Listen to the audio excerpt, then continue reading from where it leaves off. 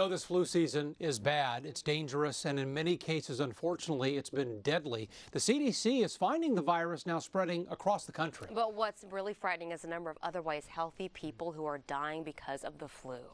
Yeah, Michelle Choi is in downtown with details on that. Michelle, what can people do to keep themselves and their families safe this flu season? Well, guys, you've heard it again and again, but according to doctors, it's by getting the flu shot. Now, listen to some of these staggering numbers. According to the most recent CDC report, 10% of all deaths were related to the flu the last week of January. And here in Texas, it's even higher at 14%, including 5 children who died. Now, doctors say this. So why is the flu so brutal this year? Well, doctors say the strain that's circulating right now causes more severe illness. And just because you're healthy doesn't mean you're safe. About 2/3 of the people who are hospitalized have some other condition when they get the flu, but a third don't, are perfectly healthy. And the fatal flu season is far from over. That's why experts say getting vaccinated is so important. Even if it doesn't prevent you from getting sick, it can lower your chances of hospitalization or death. So how do you know if the flu has turned into something more serious? Well, doctors say some red flags include running a high fever, having trouble breathing, or let's say your symptoms are getting better but suddenly worsen. Guys, back to you. All right, this frightening flu season indeed. Michelle Choi, thank you for that this morning. This morning we're asking for your take. Has this year's flu season caused you to change your daily routine? It's a yes or no here. You can let us know in our live poll on our KHOU 11 News app or online at khou.com/vote now. Right now it's 4:34. New overnight, a driver died after running a red light and causing a 4-car pileup. The white SUV you see right there was heading south on Galveston Road on the island. The driver hit 3 other cars and died at the hospital. The other drivers involved are all okay. A man suspected of killing his wife will be in court this morning. 36-year-old Daniel Martinez is facing murder charges for reportedly shooting his wife in front of their child over the weekend. Police say Martinez called them and wanted to turn himself in. By the time police got there, his wife was dead. This morning, the sky is quiet over the Grand Canyon as investigators try to figure out why a helicopter crashed there. 3 tourists died. 4 other people are hurt, including the pilot. Investigators will interview him and witnesses on the ground. It's pretty bad. It's amazing how they survived. These 2 ladies, are lucky to be alive. There are some flight restrictions over the Grand Canyon today. The FAA has not said when those will be lifted. This morning, we've learned what caused a fire and explosion at a power plant in Puerto Rico, causing a huge blackout on the northern part of the island. Authorities say a mechanical failure sparked that fire.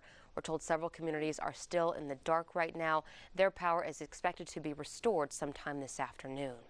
President Trump is unveiling his budget plan for this upcoming fiscal year. It's likely to include funding for the border wall. Yeah, Brandy's here now with a closer look at that. Brandy, the president's infrastructure plan is already raising some eyebrows.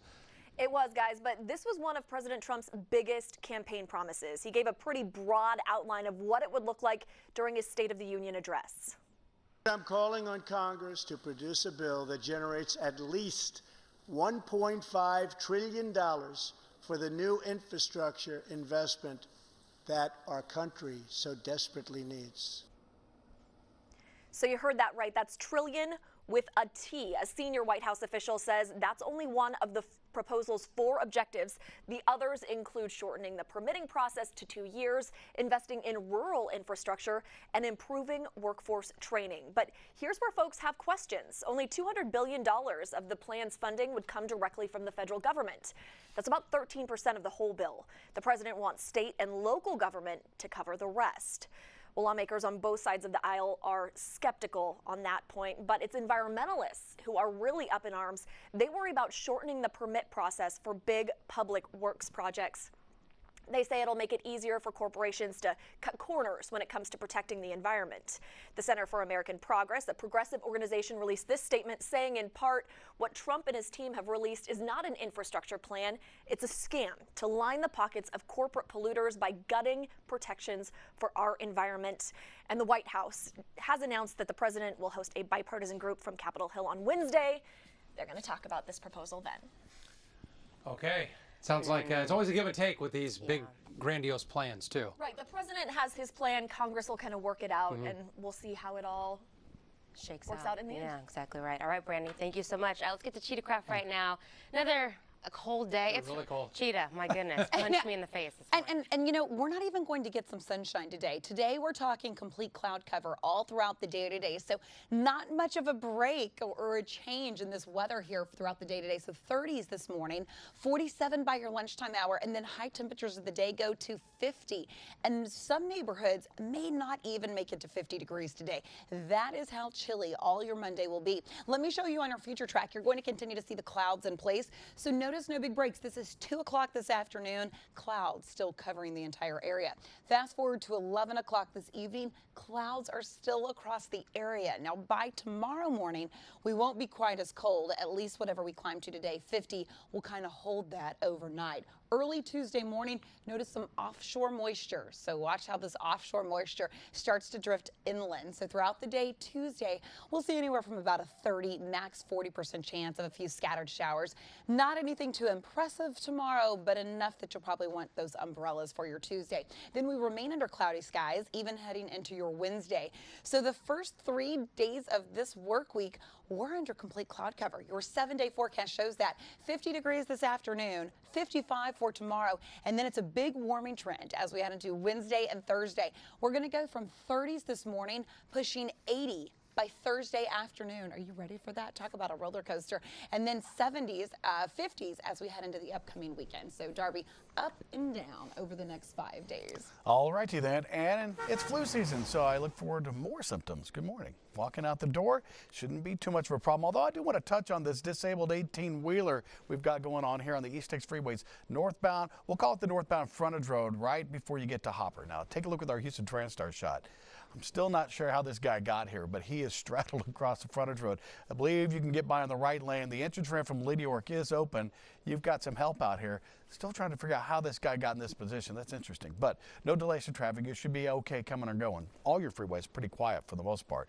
Looking over to the east side, if you travel Highway 90 coming in from Dayton or Crosby, no problems for you. It's 14 minutes once you hit Crosby and Lynchburg to make your way to the I-10 merge. I-10 coming in from Baytown or Channelview is quiet. From the Grand Parkway to I-45 downtown is only a 29-minute ride. And Highway 225 if you are headed to the refineries or coming in from LaPorte, it's quiet. 14 minutes both ways between Highway 146 and 610. It's 4:40. A Houston police officer has dreams of walking again. He was shot last year while responding to a burglary, and ever since, Ronnie Cortez has used a wheelchair. Reporter Marcelino Benito this morning shows us how Houstonians are stepping up to help Officer Cortez take those very important first steps. All right, here we go. At a bar in Spring, 160 bid now 70. every sale 300 bid now 20, 20. at this live auction could help change HPD Officer Ronnie Cortez's life. And I just can't see him in a wheelchair for the rest of his life. You know, he deserves better. Sherry Cortez has been by her husband's side since that fateful day last February. Officer Cortez was rushed to the hospital, shot multiple times responding to a burglary call in his own neighborhood. That's just the way we're made. We're out there to protect and serve, and that's all we want to do. His injuries that day left him in a wheelchair, unable to walk, at least for now. The family now looking at experimental treatment. Insurance doesn't pay for stem cell treatment or exoskeleton, and if he's ever going to walk again, that's what he's going to have. Stem cell and exoskeleton technology together cost nearly $100,000. 130 bid now 40. That's why the thousands raised tonight will make a huge difference. I can't thank them enough for coming out and helping, with the financial burdens that we're going to be having eventually. Houstonians giving what they can to help a local hero. And him walking again matters to all of us. A man who didn't think twice about taking a bullet for his community. It's going to be a lot of work, but it's all in God's hands. God's going to decide whether or not I'm going to be able to walk or not. Standing for Houston, Marcelino Benito, KHOU 11 News.